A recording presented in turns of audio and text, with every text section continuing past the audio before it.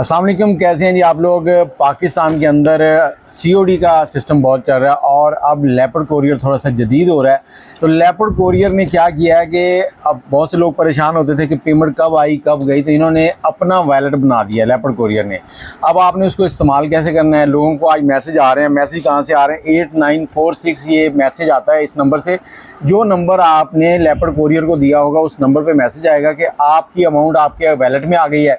अब लोगों को पता ही नहीं उनके वैलेट कैसे चलेंगे, तो वो मैं आपको थोड़ा सा गाइड कर देता हूँ। आपने जाना है सिंपल प्ले स्टोर पे, यहाँ पर जाके आपने लेपर्ड सर्च करना है। आप जैसे ही लेपर्ड सर्च करेंगे दूसरे नंबर पे आ रहा है लेपर्ड वॉलेट। अब इसको आपने खोल लिया, इसको करना है आपने इंस्टॉल। जब आप इसको इंस्टॉल कर लेंगे तो उसके बाद अगला प्रोसेस आपको बताते हैं, बहुत ही इजी है। इसके ज़रिए आप अपने बैंक से वैलेट से पैसे अपने बैंक में, जैज़ कैश में, इजी पैसे में कहीं भी ट्रांसफ़र कर सकते हैं। और वीडियो को लाइक कर दें, चैनल को सब्सक्राइब कर दें, ये ना भूला करें, और कमेंट में अपनी राय ज़रूर दें। अब ये हो गया इंस्टॉल और इसको मैं करता हूँ ओपन।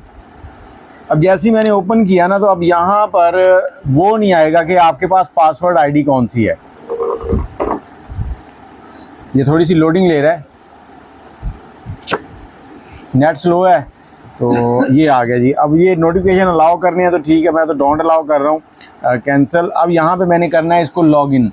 अब मैं जाके जीमेल चेक कर रहा था, उसमें भी कोई चीज़ नहीं आई हुई, कुछ नहीं आया हुआ, तो मैं इसको लॉगिन कैसे करूं। तो फिर मैंने जब सर्च किया तो हम इसमें क्रिएट पासवर्ड पे जाएंगे, क्रिएट पासवर्ड पे जाएंगे। यहाँ पर यूज़र ID, अब यूज़र ID कौन सी है, जब आप अपना पार्सल बुक करते हैं जो स्लिप निकलती है उसमें नीचे लिखा होता है शिपर अकाउंट नंबर। अब वो 6 हिस्सों का अकाउंट नंबर होता है, वो अकाउंट नंबर आपने लिखना है। वो ABCD मतलब हिस्से होते हैं, 33, 44, 55 इस तरह से कुछ भी हो सकता है, वो आपने यहाँ इंटर करना है। इंटर करने के बाद आपने यहाँ से करना है कन्फर्म। अब मैं फ़र्ज़ करें यहाँ पे लिख देता हूँ 5 6 7 8 9 0, ये 6 हिस्से पूरे हो गए। इसको कंटिन्यू करूँगा। जैसे ही कंटिन्यू करूँगा, अभी इसने ये गलत कर दिया है, जैसे ही कंटिन्यू करूँगा तो आपने जो नंबर दिया हुआ उस नंबर के ऊपर मैसेज आएगा और आपने वो सिम उसी मोबाइल में डाल के रखनी है जिस पे आप ऐप बना रहे हैं, ये वाली, ठीक है।